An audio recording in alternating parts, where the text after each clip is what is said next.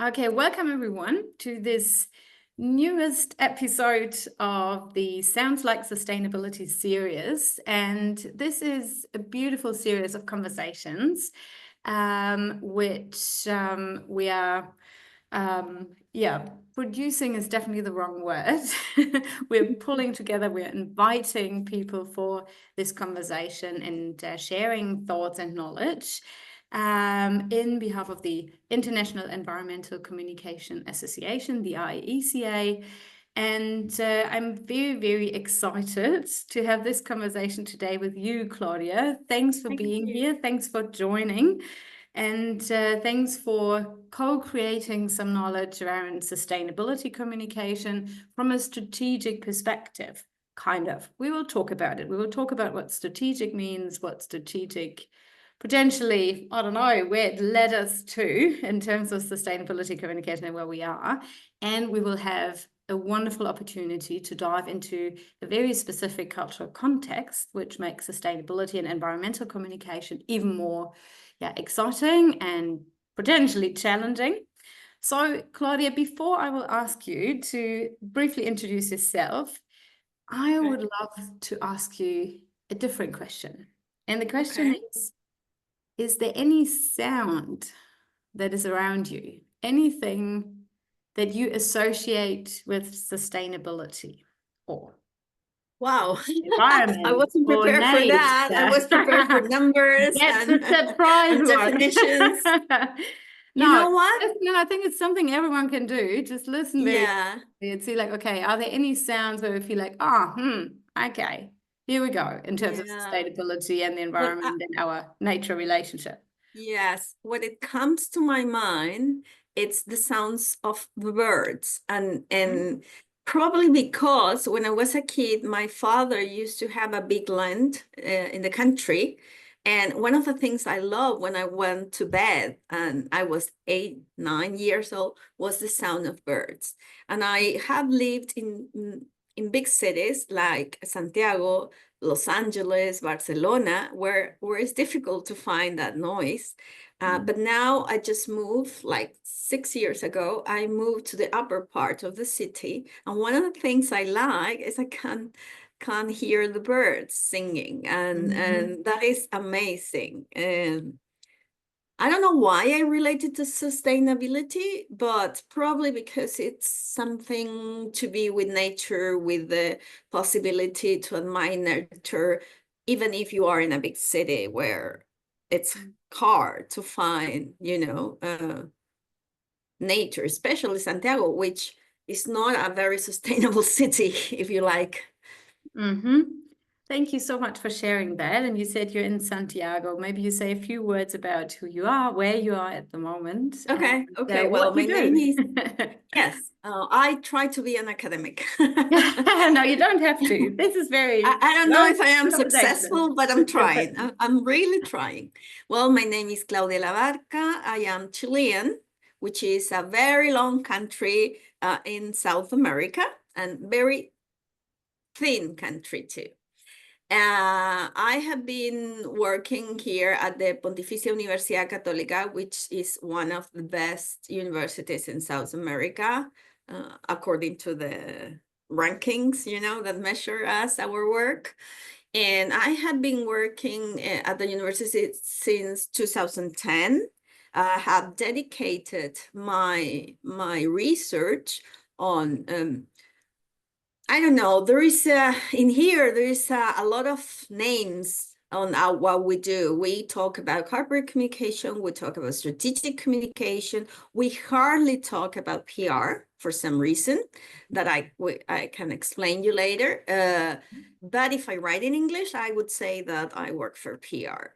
I have been the academic secretary for almost 8 years now, and I also work for the Applied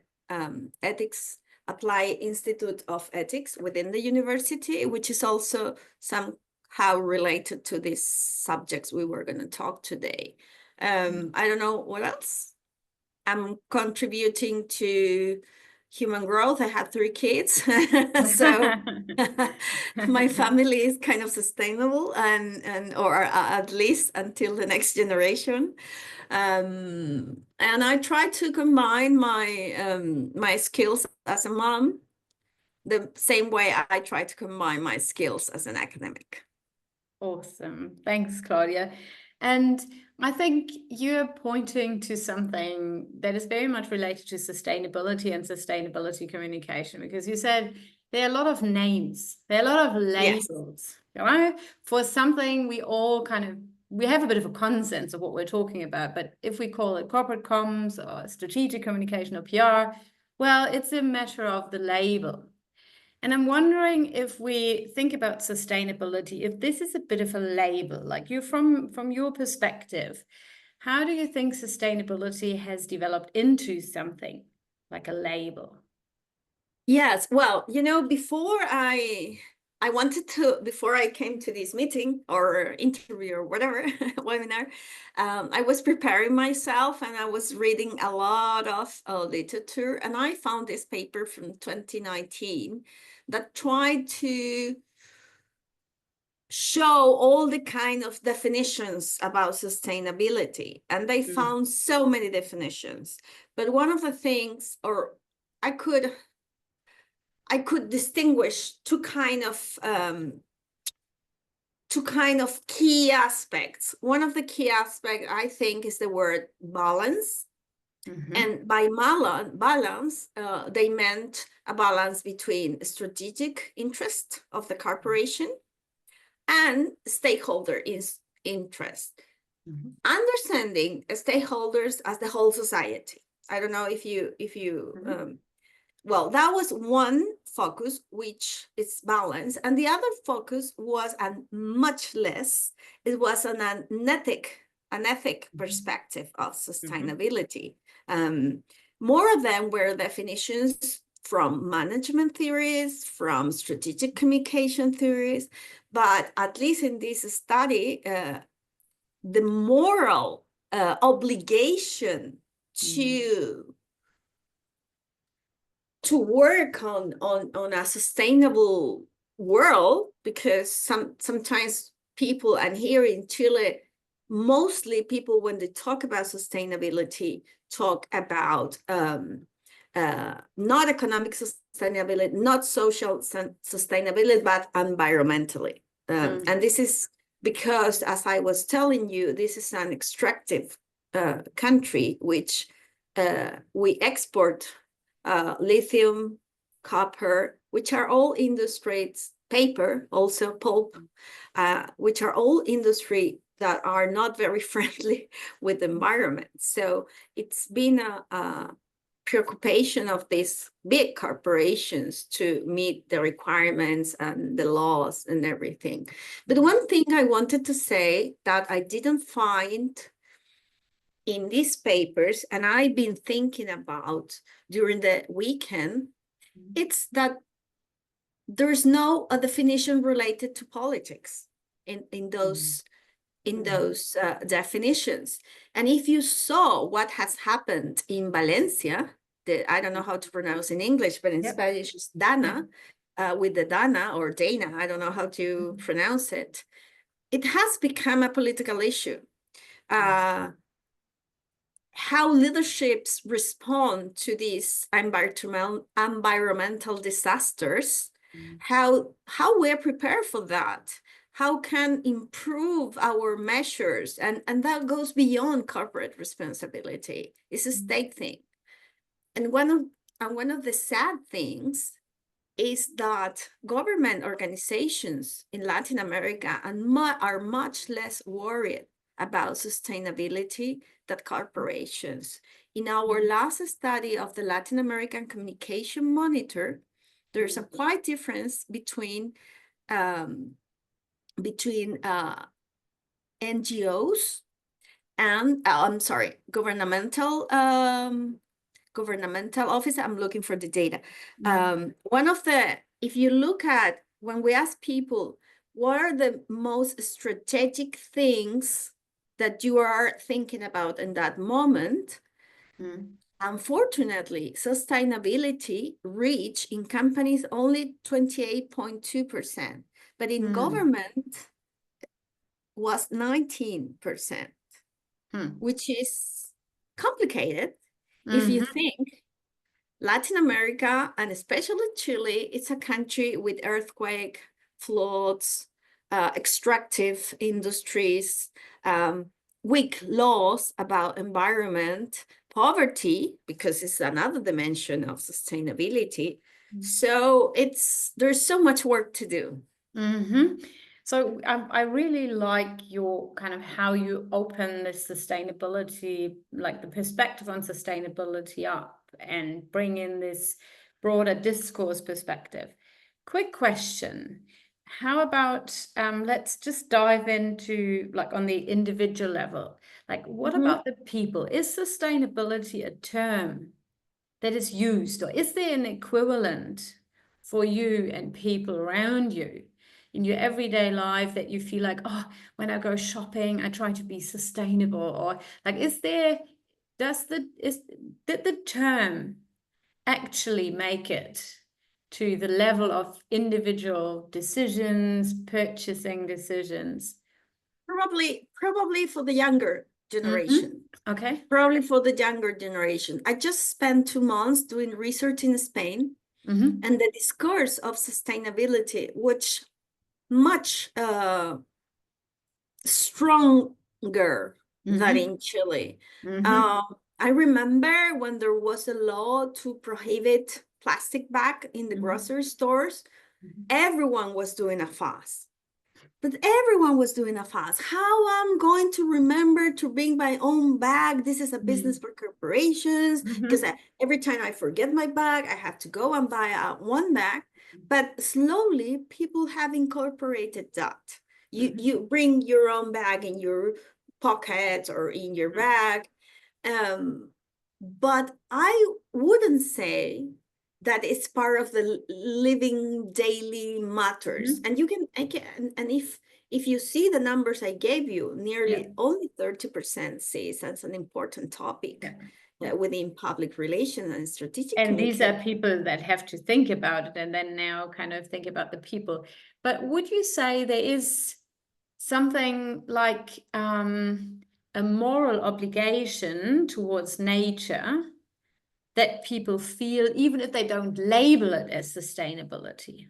Is there something that is, part of your culture that somehow means, well, yes, we do care about nature, even if we don't I name think it younger sustainability? generations are more prone to it, to that, because, for example, recycling, starting like I would say 15 years ago, and in my school we just have bins last year, which is not something I'm proud of.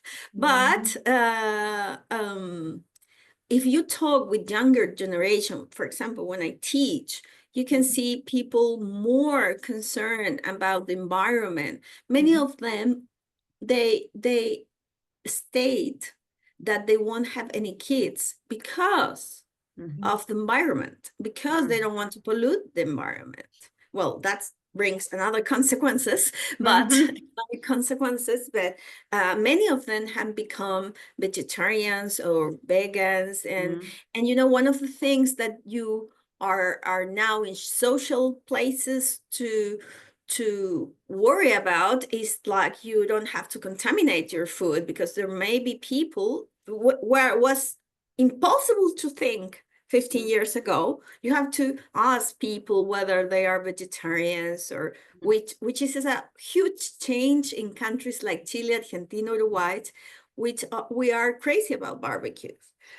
So yeah, but it's changing, and you have to respect that.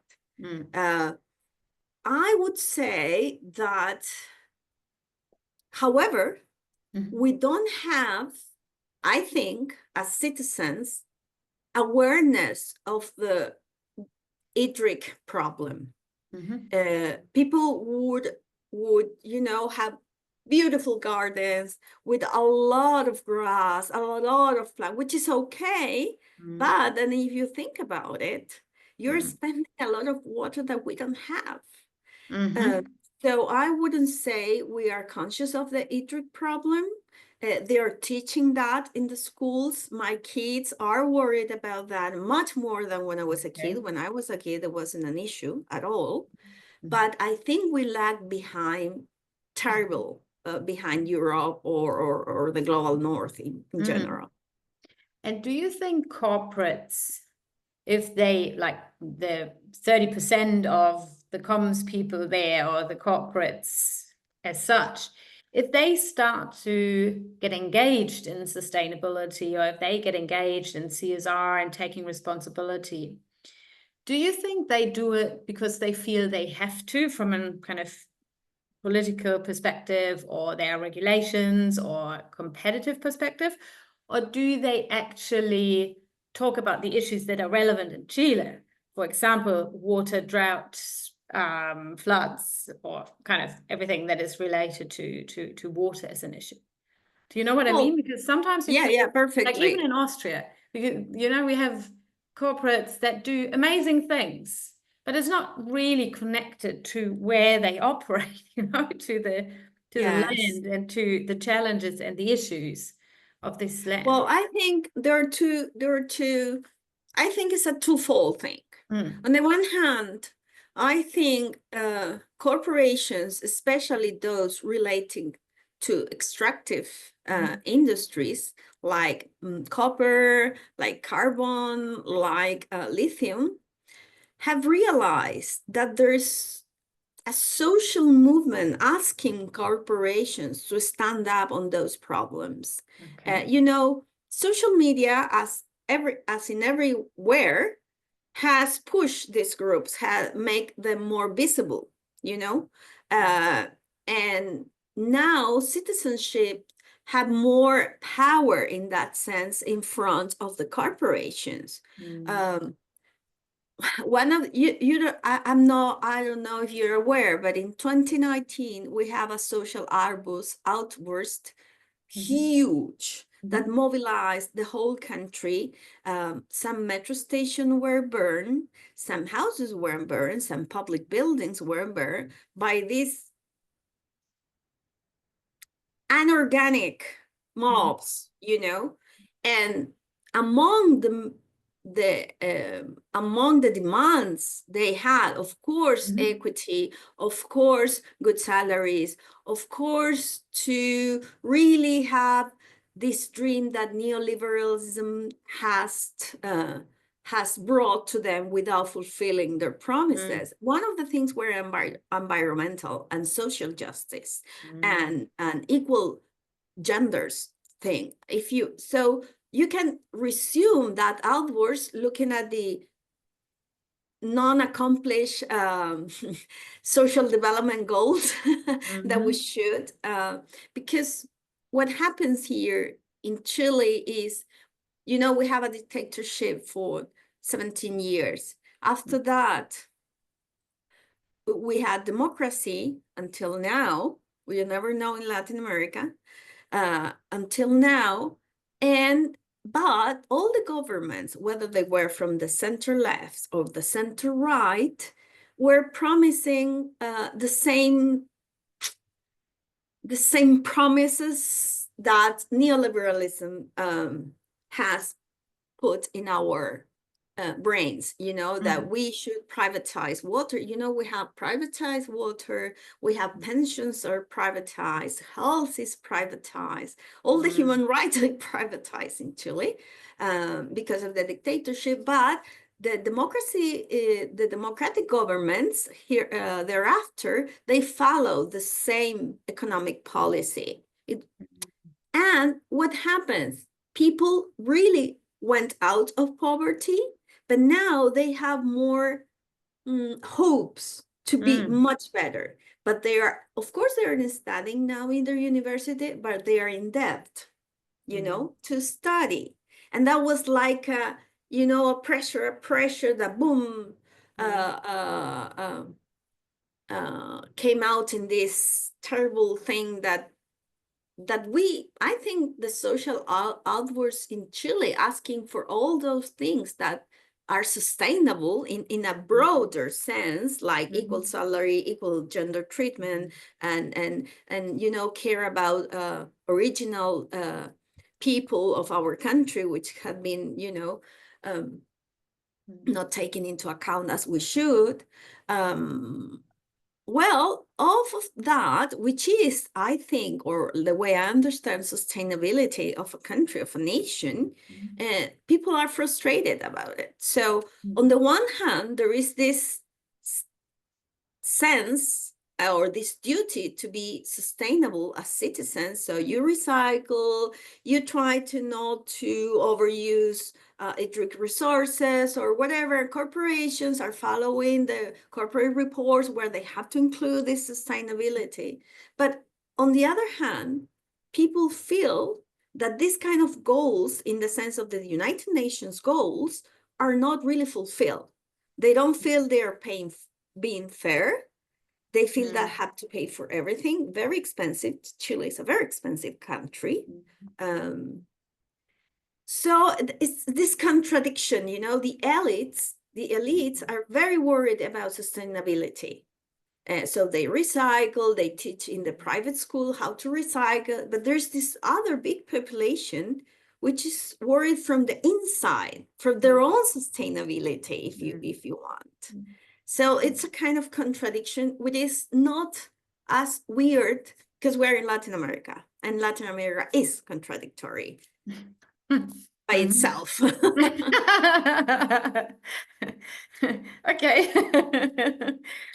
But it's interesting because the contradictions for people and sustainability being somehow an elite thing, that's not very different here. Left-wing elite. Okay. That's why I say it's political. It's interesting because I don't know, Kirsty, correct me if I'm wrong, but I think it's very similar here still somehow. That really? Somehow or this is like one of the discussions that is still going, that sustainable products or living sustainable is more expensive. It's something it is. Here it's super expensive to be sustainable. Yeah. And if you are in a country from Latin America with a lot of people in debt, just reaching the middle class, because they're all families were, in poverty, and they finally reach the middle class. They can't afford sustainable products or eggs. How do you call that when you buy these eggs that are from free farms or whatever? They're the double. We have inflation rates very complicated in Latin America. So you want to be sustainable, but then it's very expensive. It's a kind of luxury that the elite can have, you know? That's super interesting. One other question, like where's this all going? And what role, like I know, but like we are dealing with communication. So the question is, like, what role does communication play in this game? And especially strategic communication. So yeah, I think it's already done some harm, but by the same time, we know there is potential. yes. So where do you see the potential if we think about communication of all that and more communication about sustainability and all those issues and for transformation? Well, I can tell you a case study that I have been thinking because of this talk. We are discovering that Chile has a lot of lithium, which is the future for many technologies, right? And there's a huge debate about whether lithium should be state-owned or private-owned or a mixed model, So one of the biggest extractive companies, which is called SQM Sokimich, which has an alliance with China, and it's worldwide known. It's doing a huge campaign over all the media regarding how good they are, how sustainable they are. Because what they're trying to build, I think, it's legitimation on the public opinion about being a private extracting lithium, you know? And what you need in countries like us is that legitimacy. One of the problems we have as a country and as a continent is we have low levels of institutional trust. Weirdly, corporations have more citizen trust than a governmental organization. Just to let you know, our parliament has between 2 and 3% of trust. 2 and 3. That is nothing, because there is an error margin that you have to count. Corporations are around 10 and 20%. Woo! You know, what they need is to legitimize through this kind of public opinion support.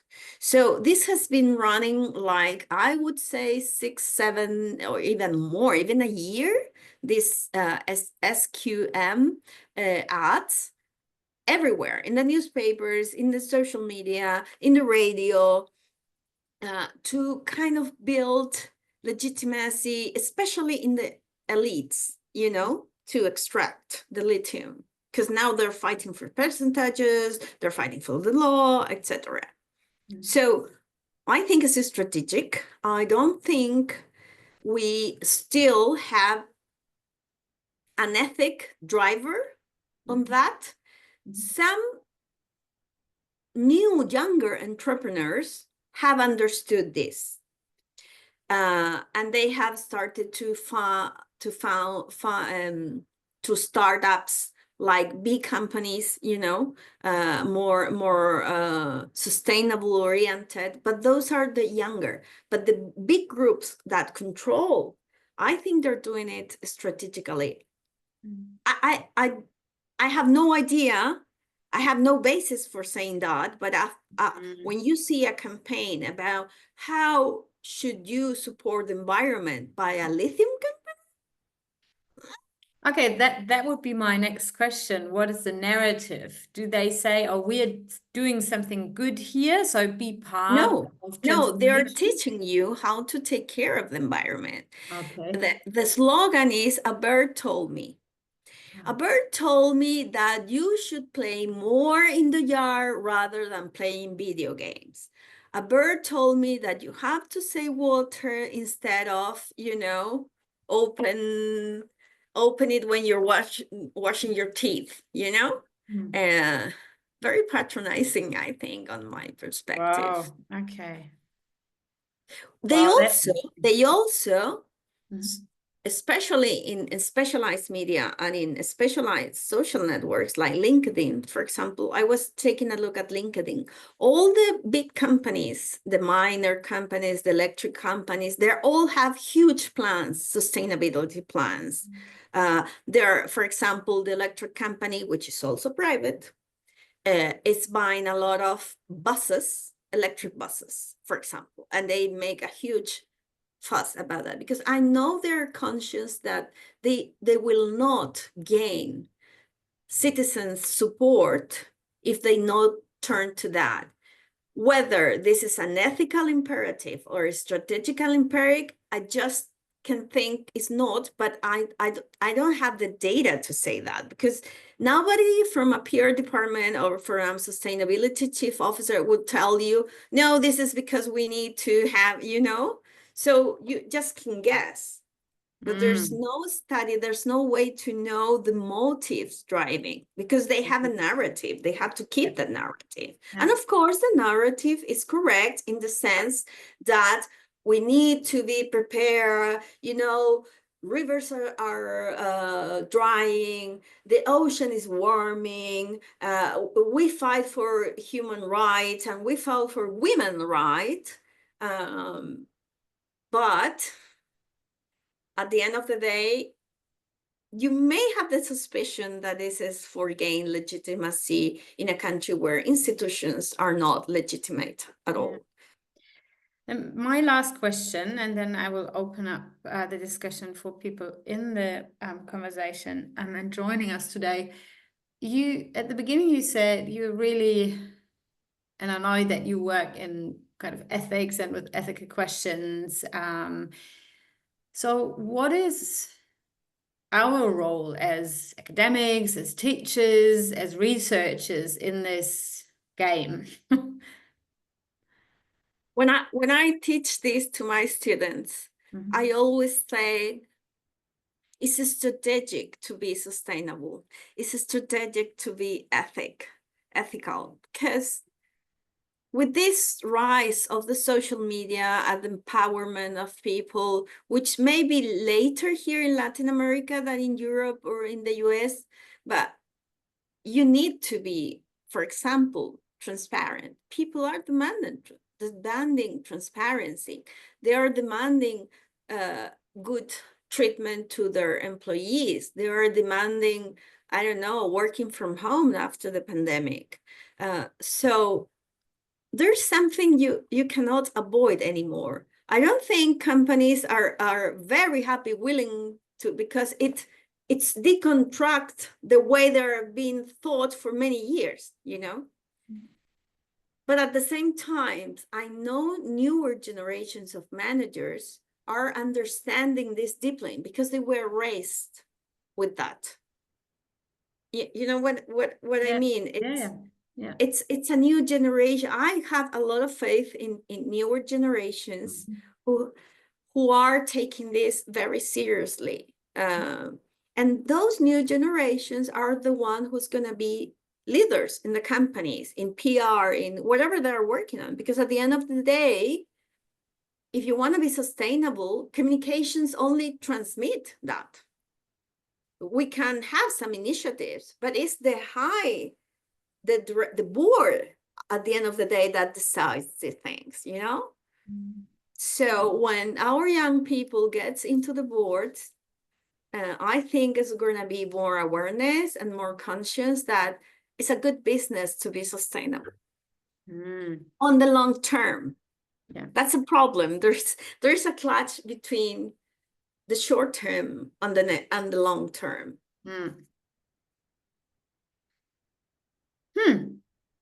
Great. So there's more to talk about that and the new next generation of leaders and this kind of like how they potentially bring in a very, very, very different consciousness and care for very different things maybe. But I would love to open this up for any other questions or maybe something you want to add by yourself. And I'm quiet for a sec. Any questions? I don't know. Yes. Kirsty. Hello, hi. Nice to meet you, Claudia. Nice to see you again, Francisca.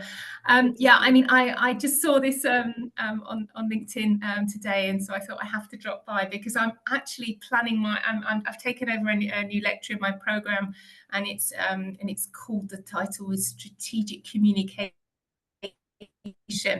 And I'm embedding that sustainability communication within that lecture, and I just thought, I wondered if I could, if I mean, I'm looking at some of these strategic planning techniques that we can recommend to students, and I kind of got this sustainability communication, and is it separate? Do we embed it in the traditional strategic communication that we're teaching our students? And I just wondered what your thoughts are on that, because at the moment it's kind of in this somewhere, but it's not in the traditional strategic communication that we teach students. Separated from strategic communication?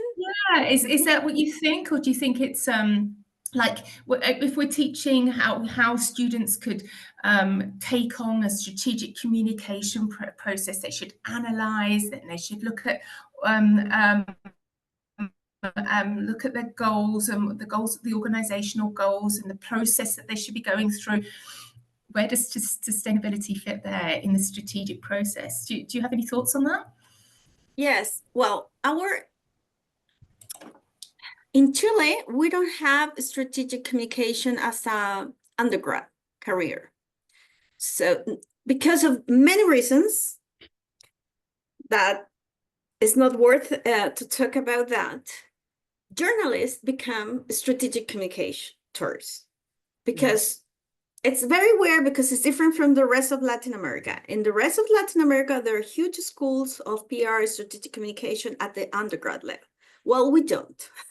We don't. There are some institutes that have it as a technical career, 2-year career, and they are called public relations. And that's why we don't talk about public relations as strategic. You know, this is something that you may want to know, Christy, before I answer your question. So I teach for journalist students, you know, and for advertising students.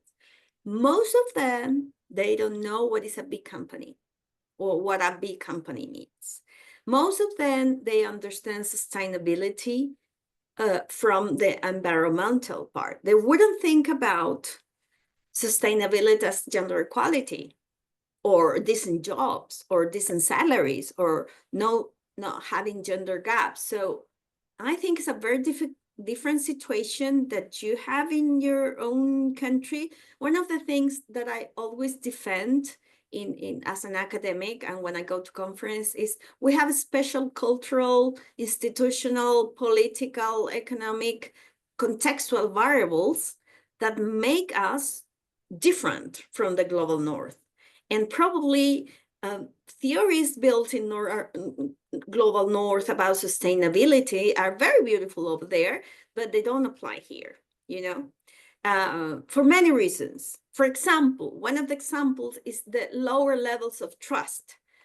You know, as I told you, companies, governmental institution, even justice system has a very low trust. So you need to overcome that in order to build a discourse of sustainability. Because if you don't trust the speaker, if you don't trust the company that's talking about sustainability, you don't trust what they're saying about it. They don't buy you the narrative because you say, okay, it's very good that that company X, I don't want to name that again, but company A or company B, it's very good they're worrying about the environment and they're doing ads, they're running ads about how good it is to be sustainable. But what happened in the town near the extractive where people can afford the smells, for example?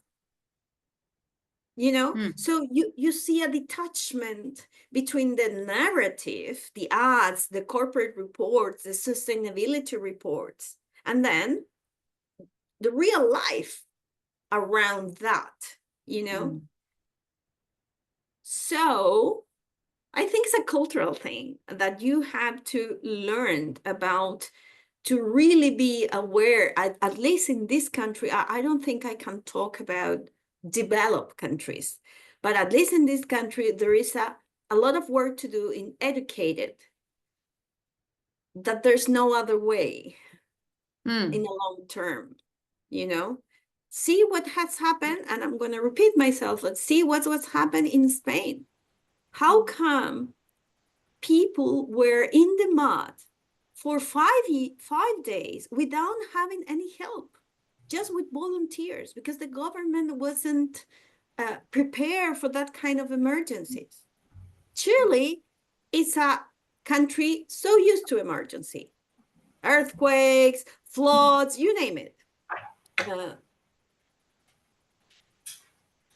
But I think we need to prepare in our seminars, to prepare the leadership for the future. That's what I try to do.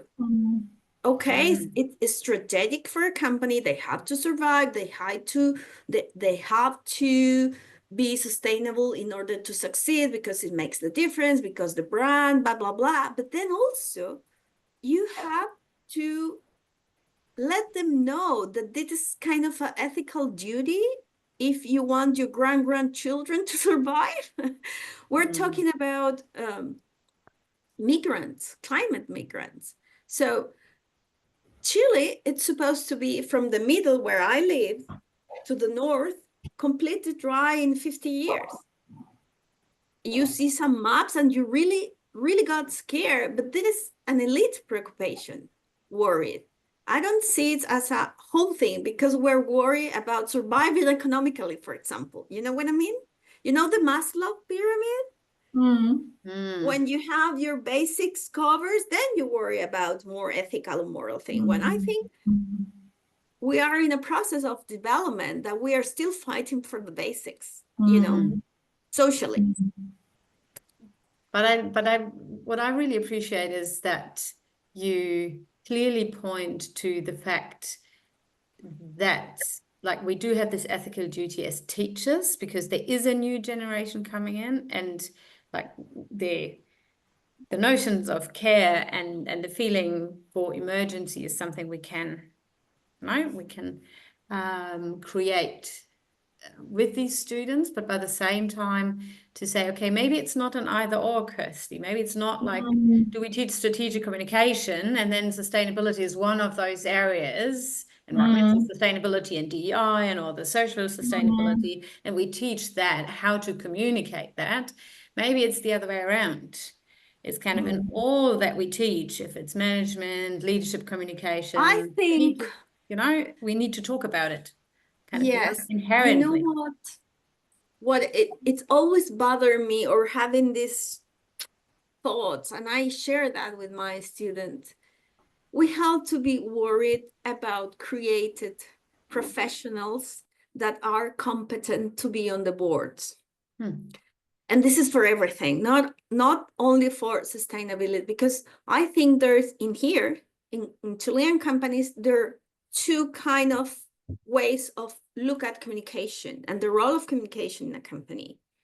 On the one hand, there is this traditional perspective on whether that communication, it's to communicate what other parts of the company wants to say, you know. Very shyly, they are understanding that we have to listen to the environment, but systematically listen especially after the social adverse we had in 2019. But on the other hand, and this is my way of thinking, that communication needs to be operational. And what do I mean with that? That we need to be with enough power within the organization to be at a decisional level. Because on my perspective, one of the few, you know, you have the financial, the marketing, you have the operational, but who are those guys talking about be careful with the communities? Who are those guys be careful with the gender gap? Are communicators. But if we don't have enough power to be at the decisional levels, then it's difficult not to become just a mechanism of transmitting contents. You know what I mean? So what I try to teach Christy is to form solid professionals that are able to talk in front of an engineer, in front of a financial officer, in front of other parts of the company that are more worried with other aspects. I think we are the ones who are called to be this conscience or this awareness within the company, but for us to be heard, we need to have power.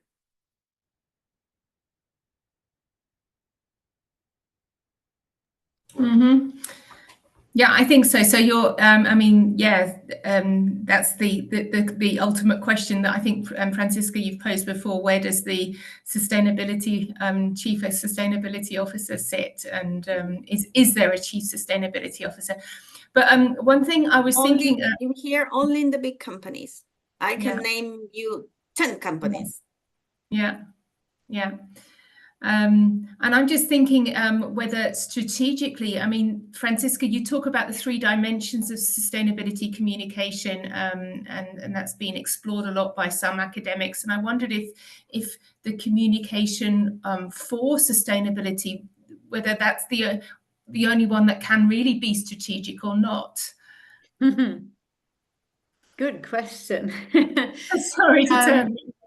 No, because yes, I do differentiate between like communication of sustainability, which is the very kind of managerial perspective on communication, which includes all the reporting or the transmission of information to whatever kind of stakeholders. If the purpose is legitimization or whatever, doesn't matter. And then communication about sustainability, which is more kind of tapping into the discourses and the talk about. And then for sustainability is really the dimension where it's about the impact and kind of communicating if like transformation actually becomes the purpose. My feeling is like I'm tempted to kind of move back to this dimension of communication about sustainability. And I tell you why. The main reason is that since the regulations are getting more and more intense on a global scale and in all the countries, my feeling is that we lose the communication about it, the negotiations about what does sustainability mean?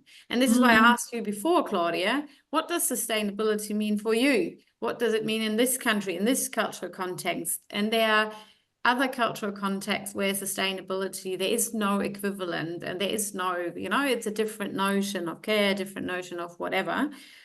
And so my feeling is that the communication about it, to have the discourse, to renegotiate what it actually means and what the issues are that a specific corporate cares for, that this is where then change and transformation happens and where new leaders and those kind of strong voices and communicators that you're talking about, Claudia, those kind of powerful ones, the consciousness of corporates or the agents of change or whatever, this is where they can really, you know, flourish. This is where they can create some resonance and impact if they keep those conversations going. But this is kind of my take. But on the other hand, as I said before, this is a political matter. For example, the current debate in Chile is because now we have a very left-wing government that is governing with the center left and has a huge opposition from the right, of course. And one of the problems and the narratives that are being built socially is they're putting a lot of traps to create companies, to foreign investment, etc. And now you read the newspapers and there's this huge narrative about how they are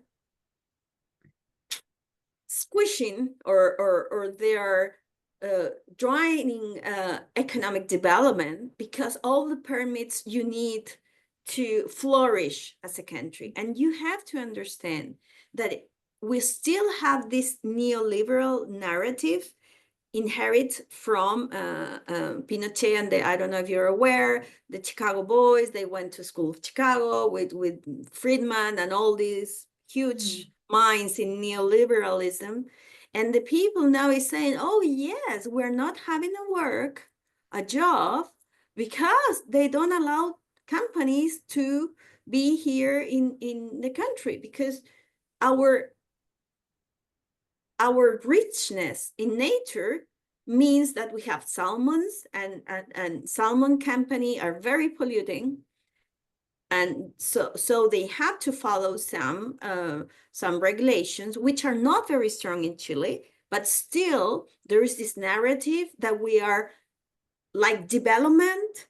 It's opposite to follow the rules of sustainability. You know what I mean? And it's coming stronger because we are in a left government that is not very good at the polls, and then it comes, this narrative from the business sector, which is normally attached to the right wing way of thinking. So it's not the same everywhere. It's very close to social movements, political institutions, and everything. There's a question also in There's a question in the chat, exactly. Yeah. So I think we should kind of consider to wrap it up. But Yes. I will just briefly read out the question that was posted in the chat, which is, since sustainability goals should be the same for everyone in all countries of the world, thinking about the SDGs, how do you think we could unify communication, and how to strategically plan narratives on a global scale so that really all organizations, governments, etc., contribute to sustainability goals or the achievement of it? And who's responsible? Academia, NGOs, business? Everyone. That's the $1 million question.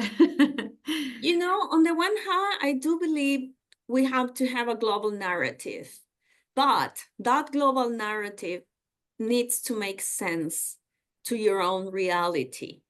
One of the problems that we Latin American face when we adopt those narratives is they don't make sense. They don't make real sense because they don't really touch our problems, our issues, you know.